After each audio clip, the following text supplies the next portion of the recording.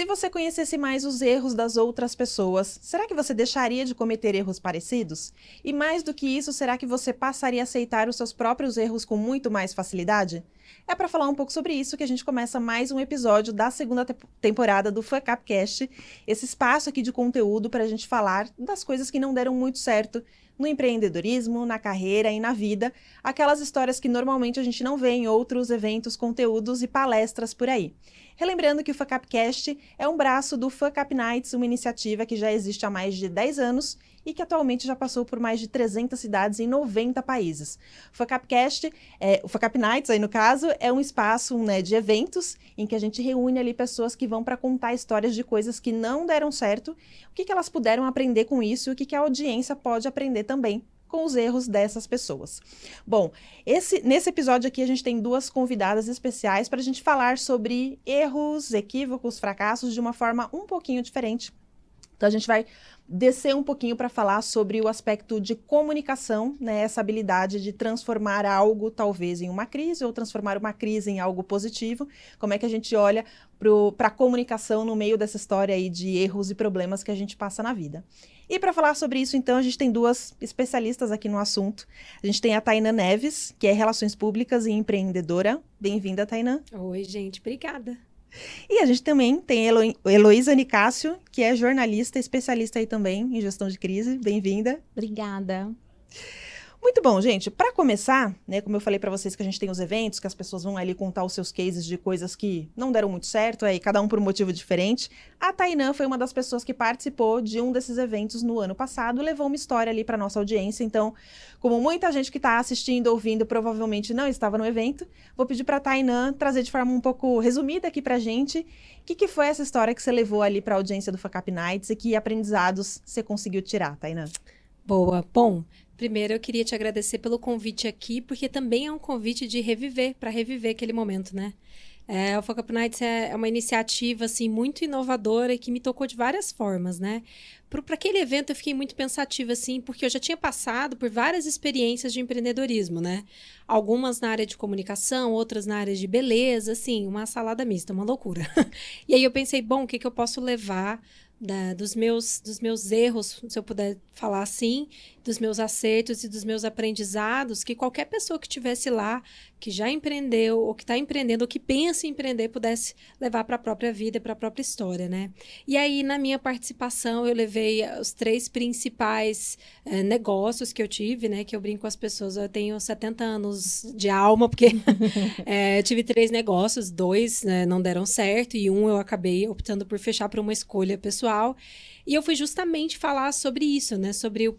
Na verdade, eu fui questionar e apresentar para as pessoas qual foi o meu pra quê, que é diferente do porquê, que não é uma justificativa, mas foi uma oportunidade, quando eu fui ali preparar o meu material, de fazer uma historinha e imaginar assim, para que eu tomei aquela decisão, para que eu empreendi e o que esse para que me levou ou para desistência ou para falência de alguns negócios, né? Então, a minha participação foi muito focada nisso, em contar um pouco rapidamente do que foi essa experiência com cada negócio, o para que me levou a empreender e me levou para cada caminho, né, final com esses negócios e o que me levou a sair também temporariamente, porque só Deus sabe do futuro do mundo do empreendedorismo, né? Então, eu saí de lá muito feliz por poder, de certa forma, positivamente cutucar as pessoas a pensar no pra quê. Pra que empreender? Pra que você está fazendo isso, né? E eu acho que foi bom para mim, foi uma viagem, né? E no tempo e nas coisas boas que aconteceram. E eu acho que também foi interessante para o público, né? Porque além de negócio, é muito sobre a gente, sobre as nossas escolhas pessoais também, né? Sem dúvida. E você levou, acho que um ponto interessante, assim, e diferente, Tainã, das outras pessoas, de você, em das histórias que você contou, você ter tomado a decisão de parar ali, né, com o seu empreendimento, com algo ali que você estava apostando.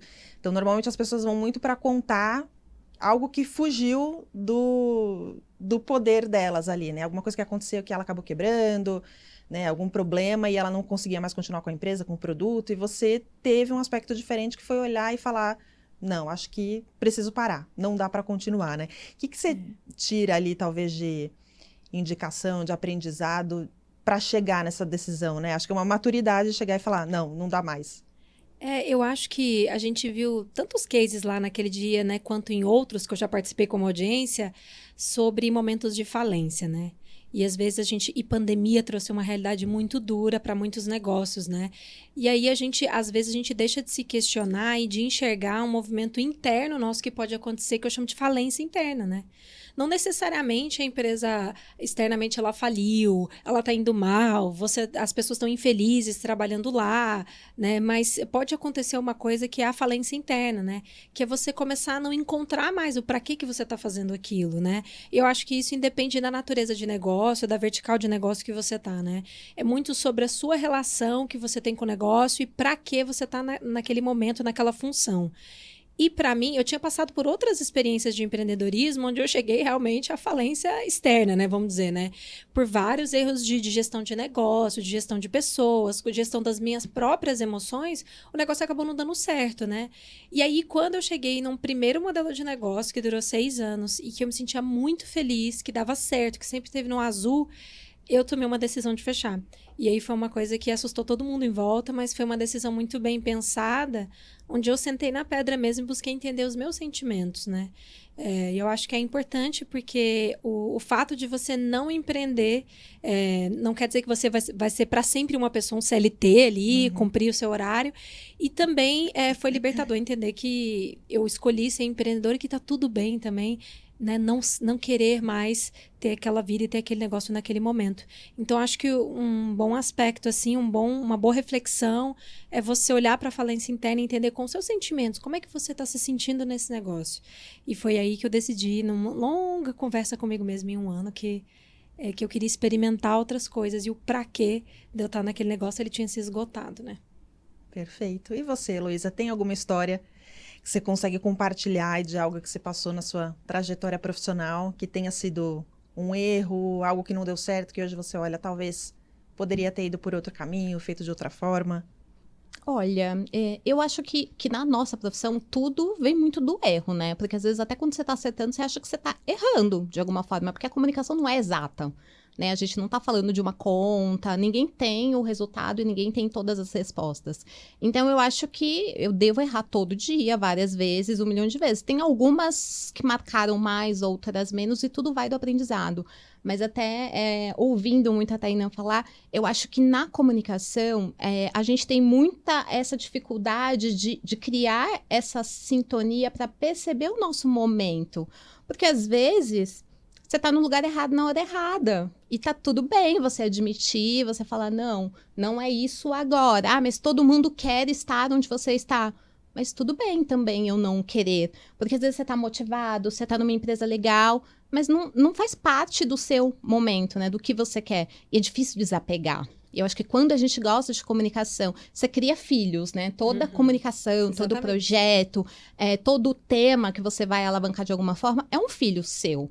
Então, na hora que você vê que não tá mais funcionando aquela relação, naquele lugar, mas você tem filhos, né? Aí você fica, mas eu vou sair daqui, o que eu vou fazer? E eu acho que eu já me vi nessa situação várias vezes e até em momentos em que eu precisei que outras pessoas decidissem por mim, porque eu não conseguia sair do lugar, porque eu não conseguia abandonar onde eu estava, mesmo não estando feliz, e muito por apego.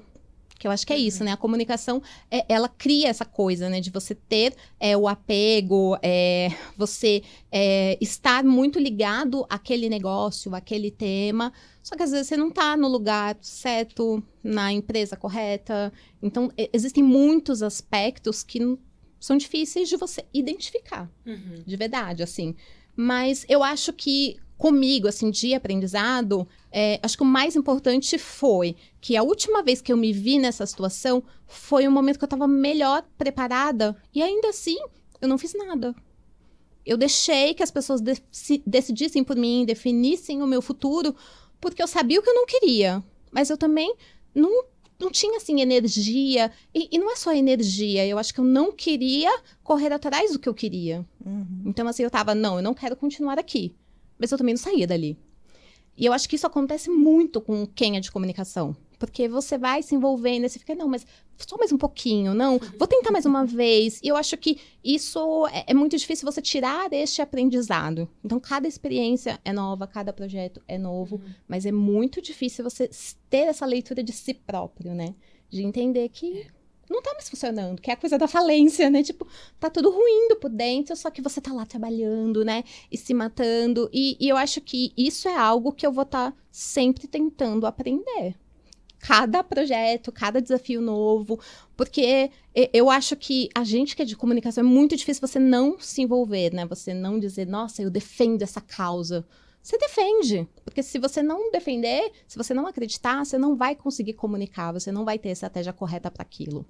Então, eu acho que ter essa separação, né, de quem é a Heloísa comunicadora e de quem é a Heloísa que é uma pessoa, né, que às vezes não tá feliz, não tá no momento legal, não tá num ambiente que é saudável para ela naquela hora da vida dela. Isso é muito difícil. É muito difícil pra gente que é de comunicação. É difícil para todo mundo, eu acho, né? E eu acho que para negócio, uma boa dica assim também que eu posso dar, gente, para todo mundo, né? Façam terapia. Porque eu comecei a descobrir vários problemas assim que eu tinha de negócio a partir de análises sistêmicas, né?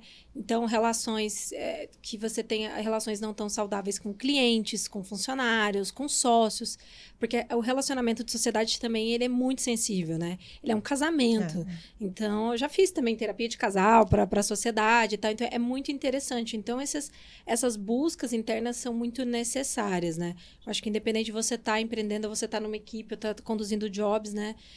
Estando em outros modelos e formatos de trabalho, o autoconhecimento ele é muito importante, porque é isso. E a gente vive uma realidade que o nosso negócio, comunicação, ele acaba tendo um papel para muita gente que é construir o perfeito, vender o perfeito, né? E aí até onde isso, né, tem que ser mantido e tem que estar ali de pé tá funcionando. Perfeito, né? É difícil você chegar lá. É perfeito. Mas o mercado cobra isso da gente, né? Você tem que vender algo perfeito, você tem que reconstruir a reputação de uma empresa, você tem que pegar, às vezes, um produto que está ruim, um atendimento que não funciona, maquiar aquilo num bom trabalho de campanha, ou de PR, ou de influenciadores. Então, eu acho que a gente está sempre nesse paradoxo aí que é desafiador, que é o quanto você está sendo fiel, né? Que é essa conexão do quanto eu acredito no que eu estou fazendo e também com as questões internas, né? Que a gente sempre tem que olhar. Eu acho que para quem empreende também, muitos problemas podem estar escondidos aí debaixo desse tapete. E que a pessoa não está percebendo, né? O problema, às vezes, está ali só esperando ser tirado debaixo do tapete. Exatamente. E a gente está falando de comunicação. A comunicação a gente tem visto que é uma habilidade mais do que essencial para qualquer tipo de profissional hoje, né? Fazendo essa junção aí da habilidade da comunicação com a questão do erro, como que vocês veem que é possível trabalhar a questão do storytelling, narrativa, ou o nome que a gente quiser dar, para o erro, para contar um erro, né? Acho que você conseguiu viver bem isso, que você foi ali, você montou uma narrativa para contar a sua história. Como que vocês associam hoje essas duas coisas, né? De construir uma narrativa para levar um erro, seja um erro próprio, um erro de uma empresa. Como que é feito esse trabalho? Eu acho que quando a gente pensa em erro, né? Eu acho que a gente vive um momento agora, né? Um mundo agora onde a gente está ouvindo um pouco mais. Mas não estou falando que está ideal. Ainda mais para nós mulheres, eu ainda acho que não está ideal. Mas a gente vai chegar lá para falar disso. Tem esse ponto da gente estar mais aberto, mas eu acho que também ninguém chega assim, você vai conhecer uma pessoa, primeiro date, você não vai chegar jogando teus defeitos lá, né? Que aí você já perde, você nem começou nada e já degringolou o negócio. Mas, para mim, assim, eu acho que quando você vai comunicar um erro, é muito sobre... Eu acho que comunicação, na verdade, é sobre a relação de confiança que você tem com as pessoas. O nosso trabalho é basicamente construir, reconstruir, cuidar da saúde das relações para que as pessoas tenham uma relação de confiança com os negócios. E aí, quando você erra, quando a marca erra, nada mais é do que você ter ali, estremece um pouco, arranha um pouco essa relação de confiança. Então, eu acho que quando você comunica um erro, né, e eu acho que a gente até conversou um pouco sobre isso, né, Mari, sobre o triângulo da confiança, né, que é uma teoria da Frances Frei. Então, ela fala muito que para a gente construir relações de confiança na vida e nos negócios, é importante que a gente tenha lógica e saiba explicar, né, o que está acontecendo, que você seja autêntico, né, que você mostre a sua verdade, mas que principalmente, por exemplo, no caso do erro, que você se mostre empático para você também poder se conectar com a empatia, o lado empático das pessoas, né? Então, acho que até para você comunicar o erro e algum problema que tenha acontecido, é importante, assim, para manter essa relação de confiança ou usar essa oportunidade como construção de confiança, é você ser autêntico, a marca continuar sendo quem ela é, ou você continuar sendo quem você é, você ter uma explicação minimamente lógica e já, né, trazendo como resolver, né, trazer uma solução para esse problema e usar tudo que você puder de empatia, para mostrar a sua empatia com relação a algum dano que você possa ter causado, ou também dizer, olha, agora é o momento que eu preciso que vocês sejam empáticos com a gente, né? Então, eu acredito que a comunicação, ela, assim como a Elo disse, assim, que ele a gente não é uma ciência exata, não é uma receita de bolo. Mas, para mim, assim, ao longo desses meus anos de carreira e experiência, eu vejo que é tudo sobre confiança, né? Quando vem uma crise, eu não quero que o cliente, né, não tenha mais confiança na gente, ajude a gente nisso. Então, eu acho que olhar para esses 3 pontos assim, são essenciais. E agora você falando muito de confiança, me veio muito em mente a transparência. E transparência, confiança, não são coisas que é da noite pro dia. Então, não adianta você ter que comunicar um erro, você esperar que as pessoas acreditem em você, na sua empresa, na sua marca. Eu lembro a primeira vez que eu participei ali de um seminário de gerenciamento de crise, de um treinamento, e eu lembro que eu ouvi o termo colchão reputacional. Eu achei aquilo maravilhoso.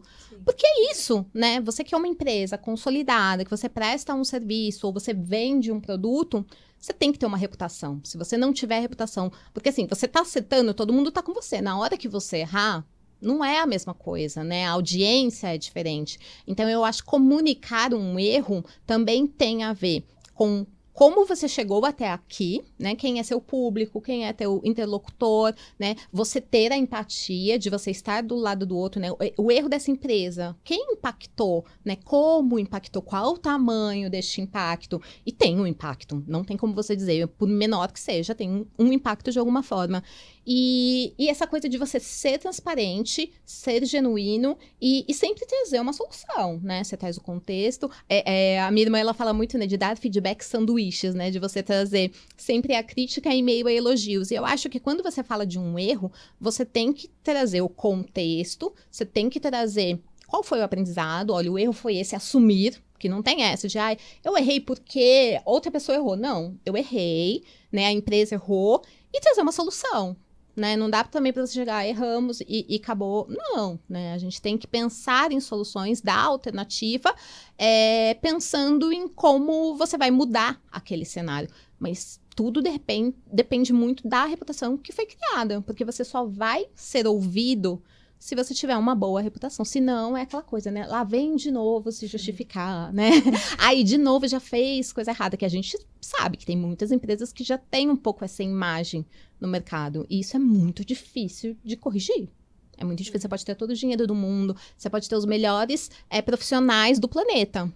Se você tem uma reputação ruim, é muito difícil você construir isso, reconstruir, na verdade, e voltar, né, para um cenário em que as pessoas confiam em você. É muito difícil, muito, muito difícil mesmo.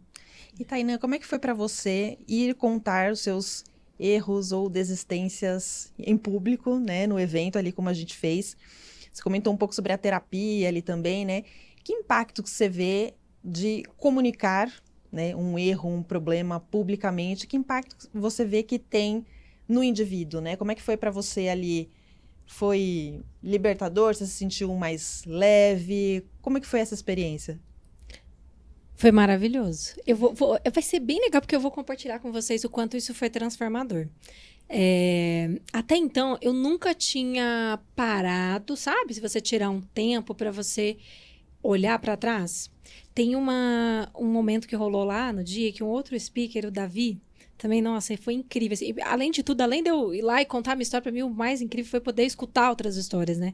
E o Davi estava lá na apresentação dele contando um pouco, né? Que tinha 4 anos que ele estava, assim, com a autoestima dele baixíssima. Que ele estava passando por um problema, né? De depressão e outro speaker também e tal. E o quanto era difícil, né? Para quem empreende, o quanto é difícil quando não dá certo e quando você fala dos seus erros, é como se a sua vida tivesse acabado, é o fracasso, né? Você olha pro fracasso de frente, né?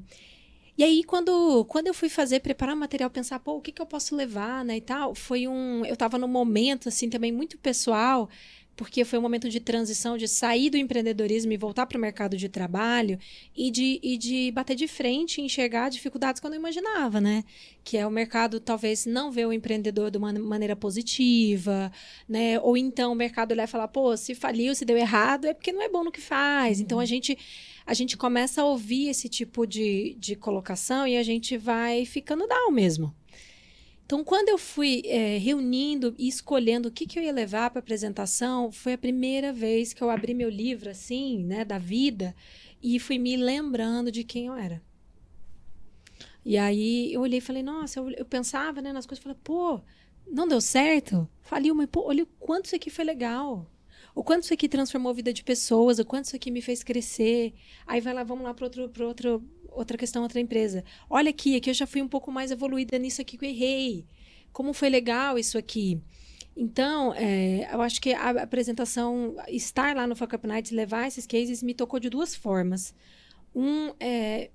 Lembrar quem eu sou, entender que o erro ele é uma coisa que acontece e que tá tudo bem e que a bagagem que isso traz pra gente é muito, muito difícil que uma pessoa CLT lá que nunca empreendeu entenda o que é, ou que a forma com que ela vai lidar com os problemas é absolutamente diferente.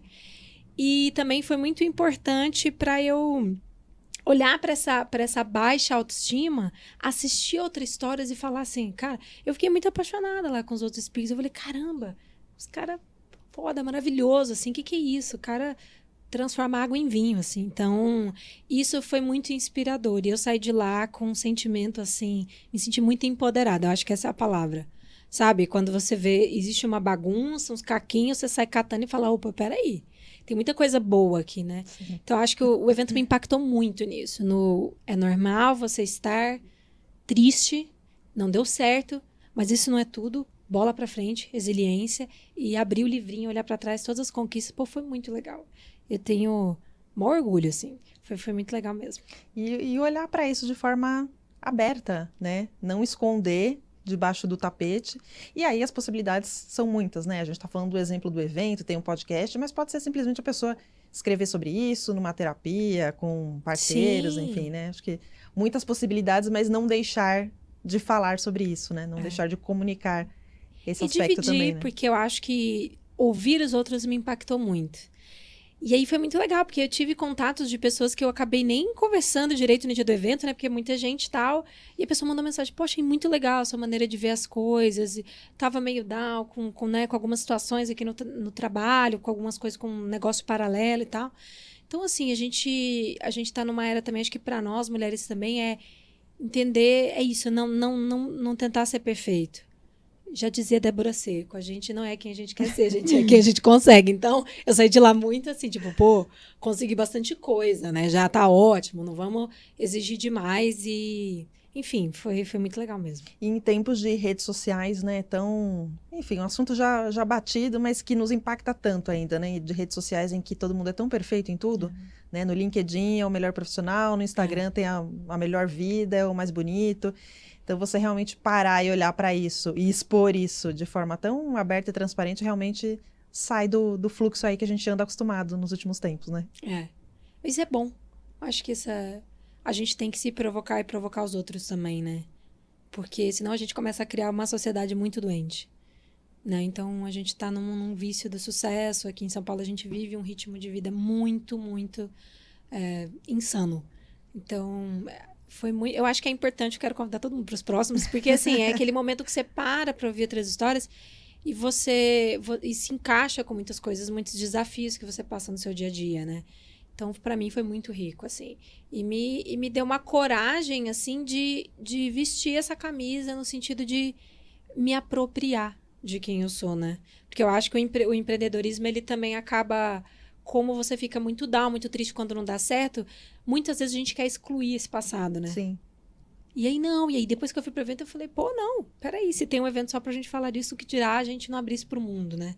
E foi tão legal, então assim, não deletar, tá na nossa bagagem, e por mais que não tenha dado certo algumas coisas, é muito positivo, foi muito positivo, assim. Então, foi bem transformador.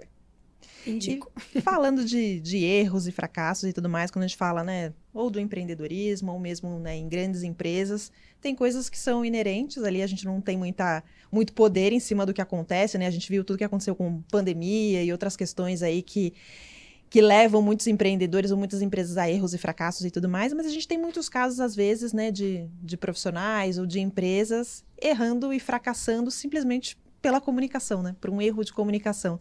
Você tem algum exemplo, Heloísa, de alguma crise, alguma situação que foi gerada simplesmente por uma questão de comunicação? Eu não tenho. Eu acho que se eu resgatasse na memória, eu devo ter inúmeros, mas nada que gerou uma crise gigantesca. Assim, eu já tive muitos episódios em que eu tava ali na entrevista, o porta-voz foi brifado, ele tinha todos os materiais, e na entrevista ele falou que não podia. E aí, depois ele fala, não falei. E aí você fica naquele jogo né, aquele jogo de empurra, porque ele fala que não falou, o jornalista tem a gravação, você tava lá, né?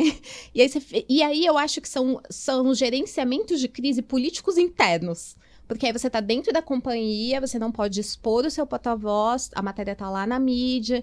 Então, assim, eu nunca tive uma crise relacionada a algo que tenha sido dito, de uma crise externa, mas já tive algumas crises políticas ali, do porta-voz fazer uma brincadeira ou uma expressão e ela virar o lead da matéria. Então, eu já me vi nessa situação inúmeras vezes. E é isso, assim, por mais que você está preparada, foge do nosso controle. É uma pessoa que tá ali e ele vai dar o tom dele, né? O porta-voz, ele faz isso. Ele vai dar o tom dele, ele vai colocar, né? Por mais que, a gente ensaiou, mas ele vai colocar alguma coisa dele. E a gente tem inúmeros exemplos que, às vezes, o cara tá dando uma entrevista sobre um cenário de destruição e a pessoa tá sorrindo, o porta-voz tá sorrindo.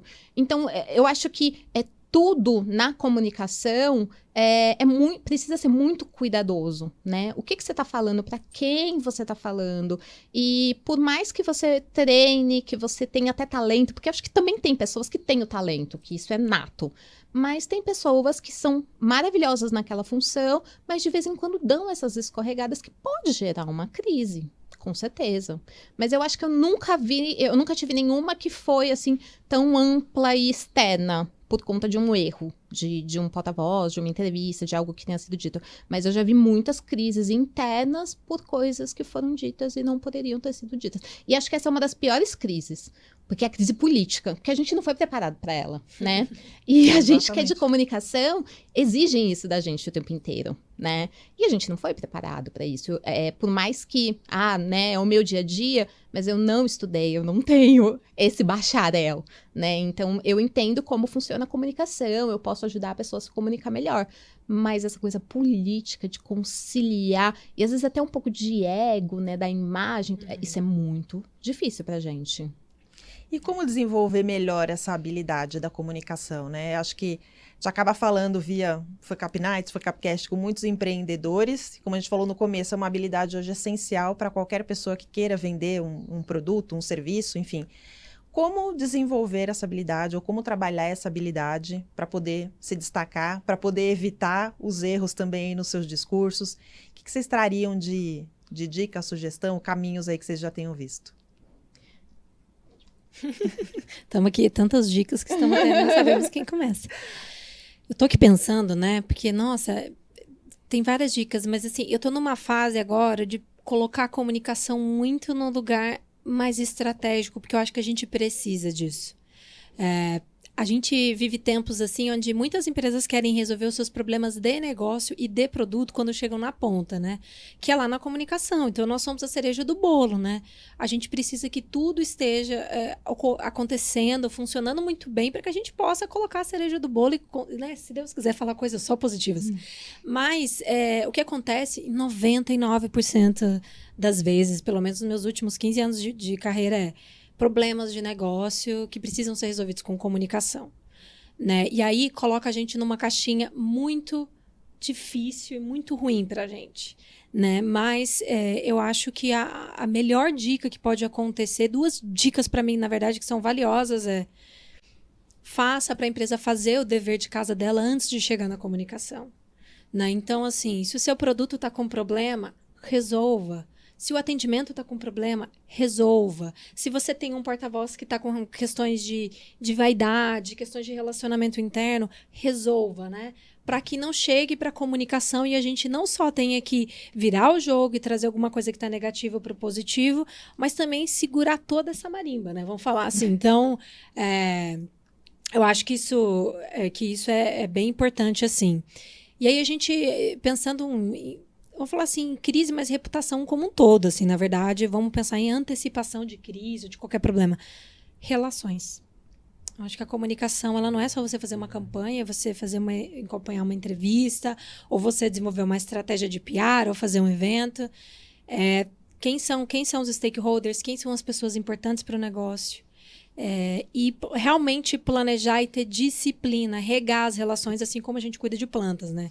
Se você esquecer de dar água, ela vai morrer, né? Então, assim, eu acho que a comunicação também, ela merece ser olhada por esse olhar, porque eu acho que quando a gente vai por esse ângulo de reputação e relações, nossa, a gente dá um strike, assim, em tudo aquilo que é muito difícil, que se torna um muro pra gente.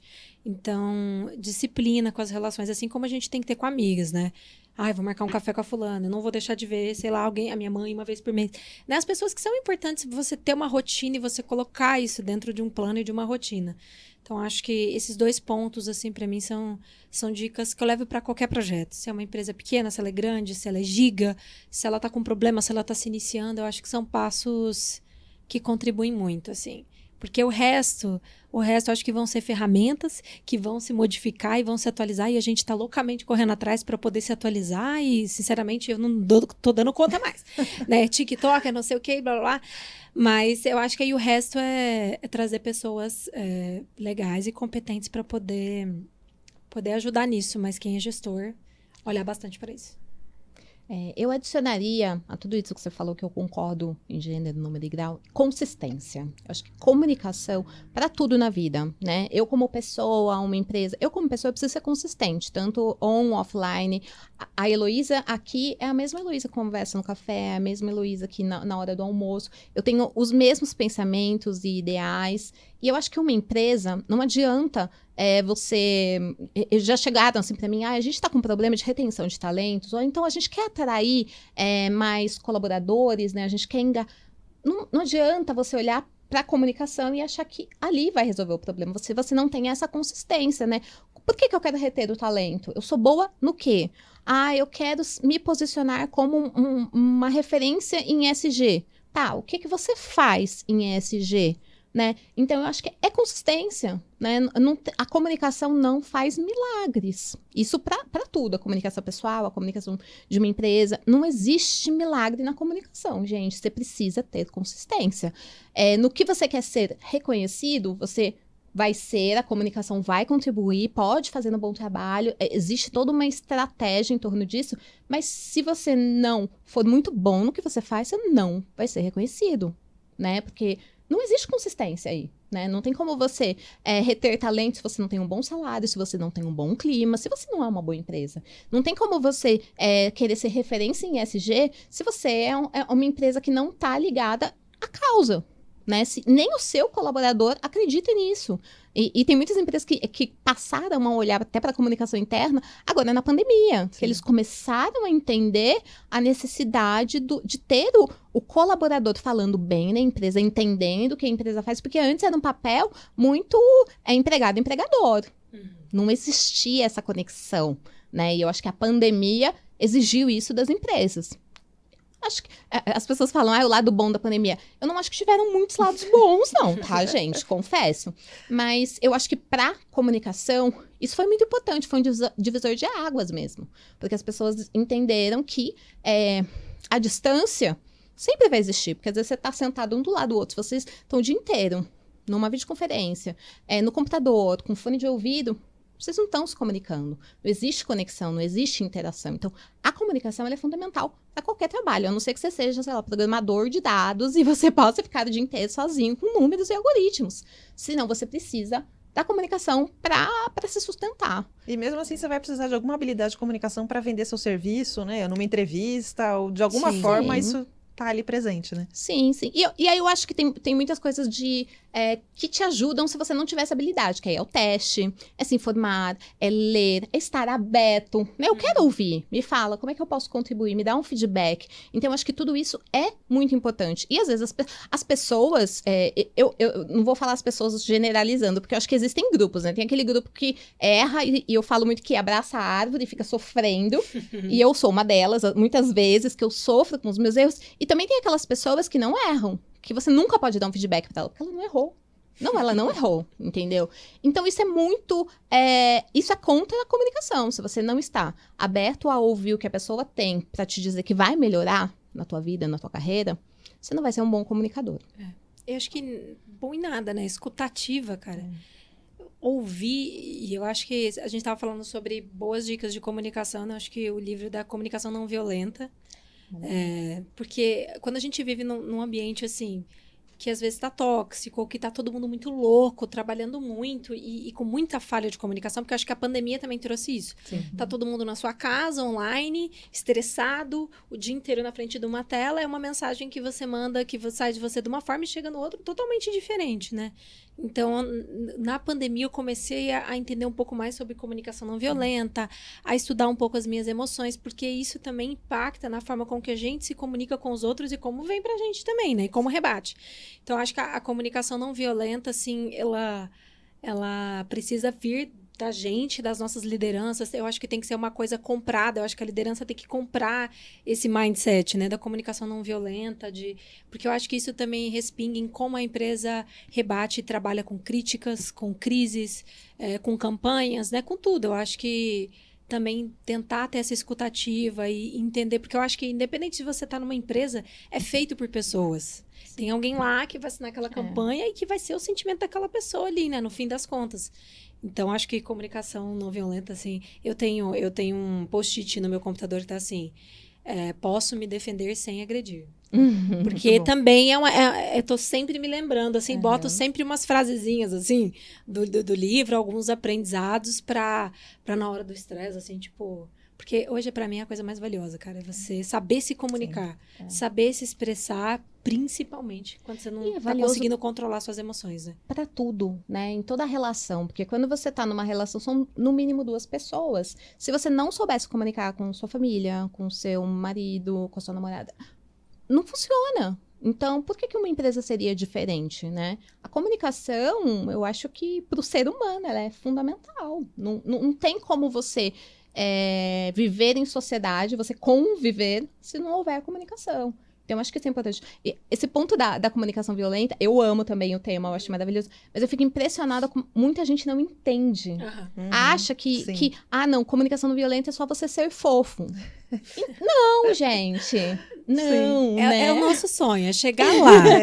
Mas é um longo caminho. Eu fico impressionada, né? Que as pessoas adotaram, né, o comunicação não violenta como vamos ser mais, né, gratiluz. E não é isso, né? É muito você também entender o impacto do que você fala. O impacto até em mim, né? Do tipo, olha, eu quero falar com aquela pessoa, eu estou irritada. Por que eu tô irritada? Entender, né? Porque o que ela fez, né, faz com que eu me sinta de tal forma. Então, a comunicação é importante para isso. Não adianta eu falar, não gostei do que você falou. Não gostei. E isso não é comunicação, né?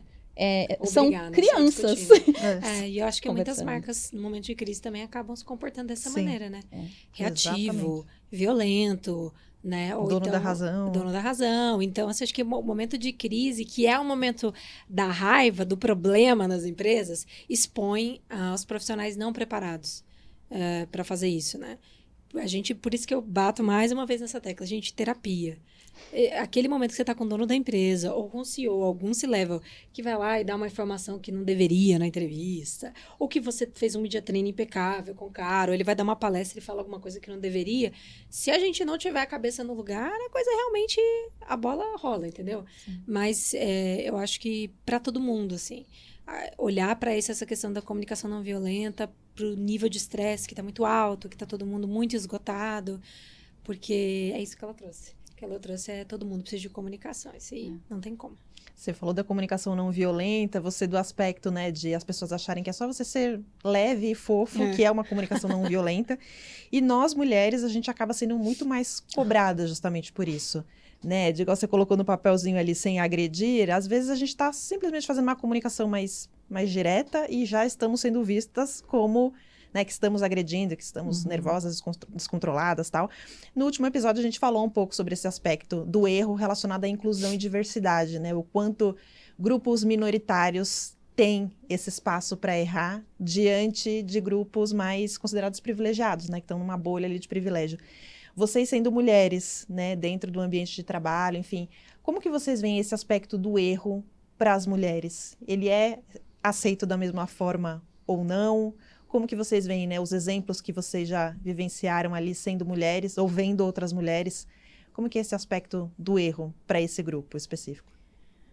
Olha, duas coisas me vêm em mente, Mari, quando você me traz esse tema. Uma historinha rápida. Eu tive no Hackathon, que é um evento muito legal, que acontece no interior de Minas, se não me engano, assim, para a cidade toda, inclusive indico, gente, é super legal para participar.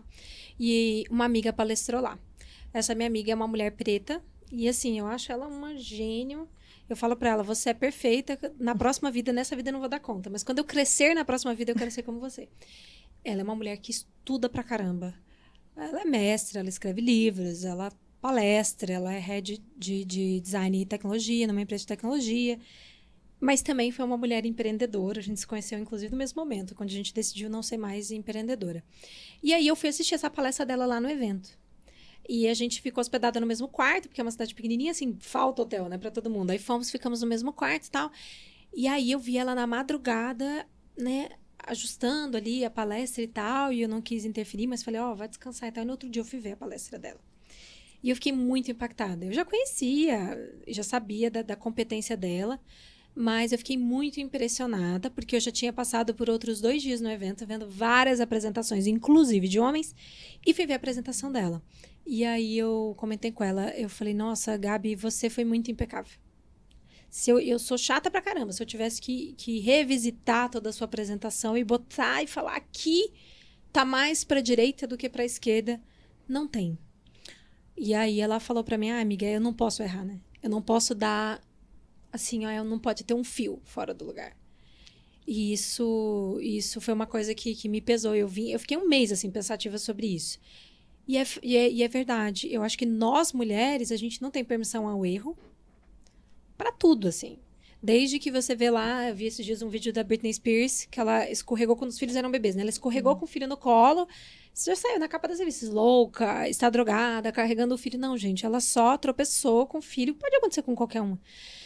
E ela já foi super julgada. E essa minha amiga, por ser uma mulher preta, também tem que ter, assim, além dos esforços que eu tenho que ter, o dela é muito mais. Muito além. Porque senão sempre vai sobrar uma pontinha.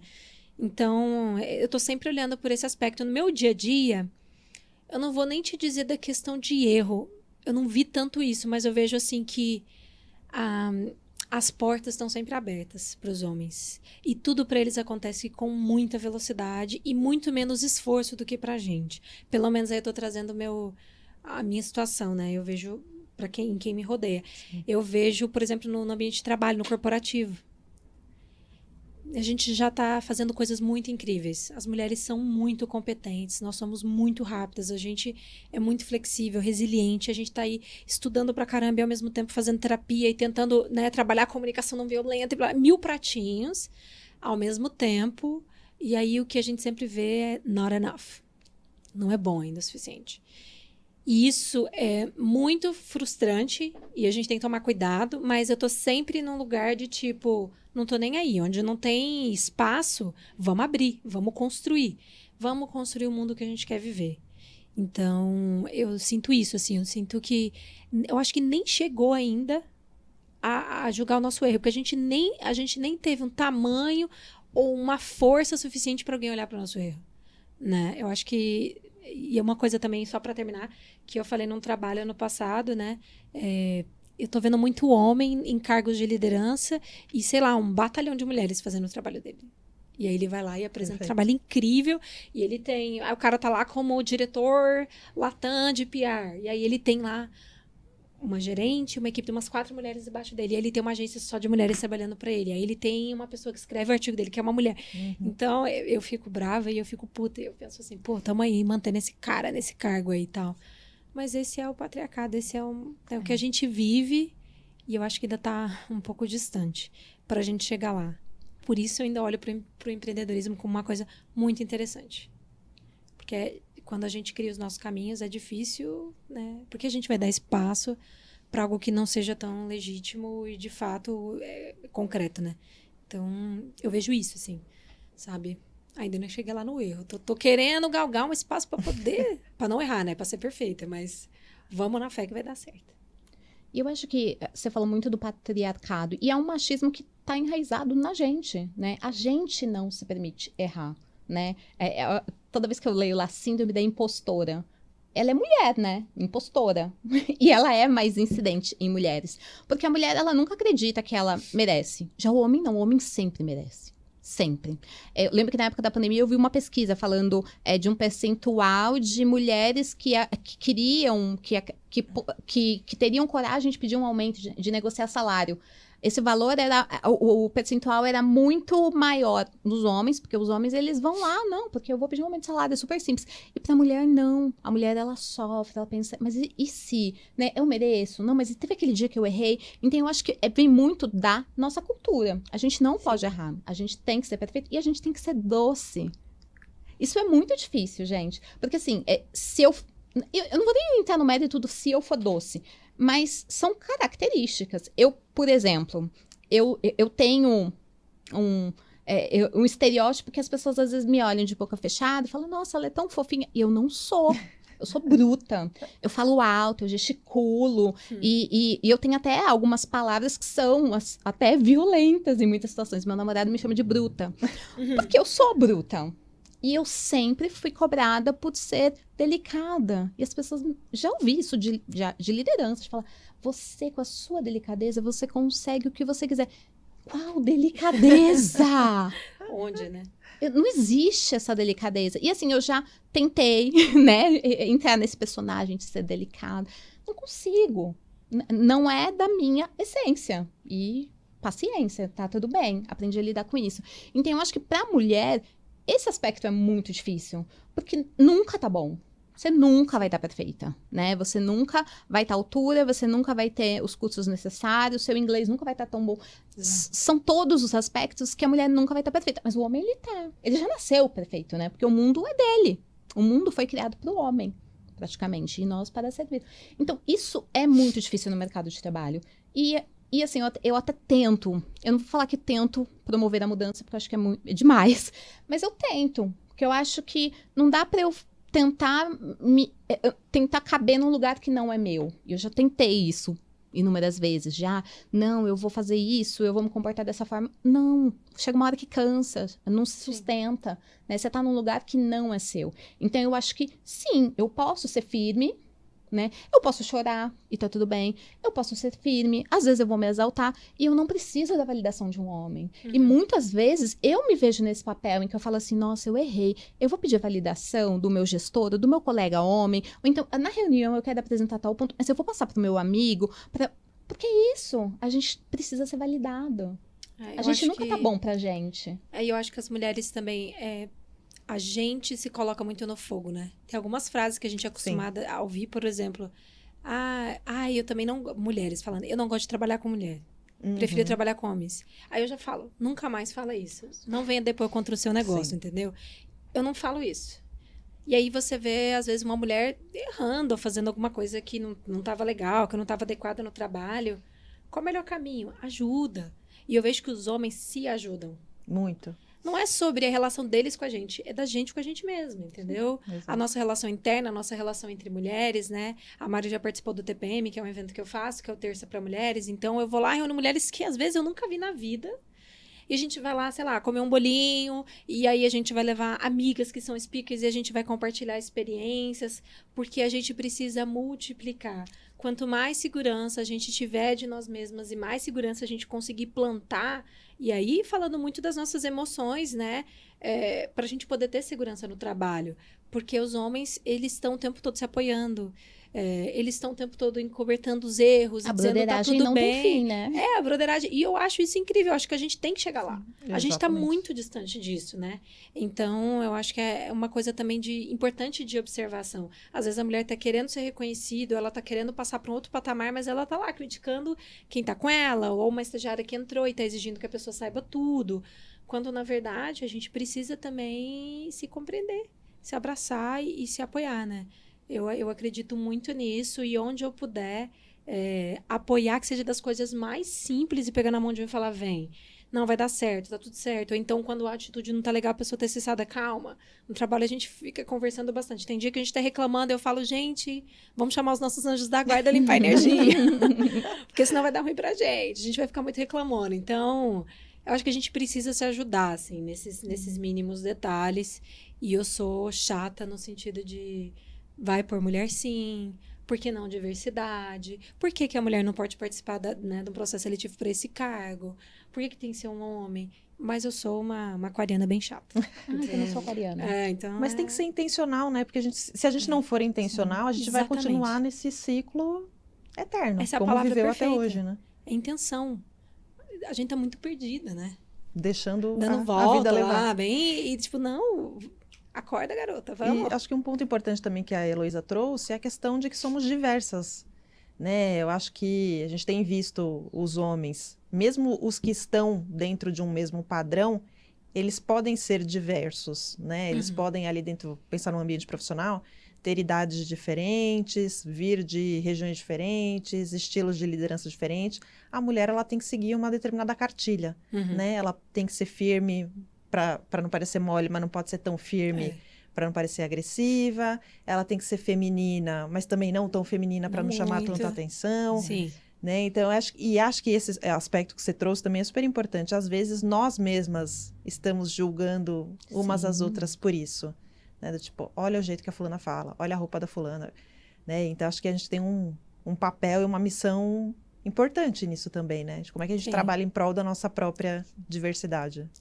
Todo dia do empreendedorismo, eu não me lembro exatamente que dia que é do ano. Eu faço um post marcando todas as minhas amigas empreendedoras, e incrivelmente são muitas. E vários negócios de sucesso. E aí eu fico, sabe, procurando algum amigo, um cara que tá fazendo uma coisa muito foda, e falo, ai, vou postar. Não acho. E todo ano eu posto. E aí, você conhece algum homem, algum cara que tá empreendendo, tá impactando a sociedade, tá fazendo alguma coisa? E não vem. E o povo sempre comenta, tô dando kkk, lá vem ela de novo com a polêmica. Não, mas é isso. A gente tem que... Vamos pôr a luz em cima de quem merece mesmo, entendeu? E hoje, quem tá transformando o mundo... eu vi até um vídeo sobre isso. Nós estamos carregando o mundo, é isso. A gente carrega os alimentos, a gente carrega o serviço, a gente carrega os filhos, a gente apoia os homens em absolutamente tudo, né? Então, eu acho que é importante. A igualdade salarial ia impulsionar até o PIB. Ia melhorar até o PIB. Mas gente, são coisas óbvias. Se hoje as mulheres Óbvias. decidirem não trabalhar mais, o que vai virar do Brasil? Se você decidir não mais cozinhar, não vai cuidar mais do filho, não vai mais pro teu trabalho, tudo para, né? Então, acho que vai ser pior do que a greve dos caminhoneiros. E eu sou a maluca, assim, da teoria da conspiração. Então, eu vejo The Handmaid's Tale, eu super acredito que existe uma força que quer dominar realmente a mulher. Então, hoje não existe igualdade salarial. Eu acho que as mulheres, elas são tão minorizadas, né? Eu acho que é esse o termo.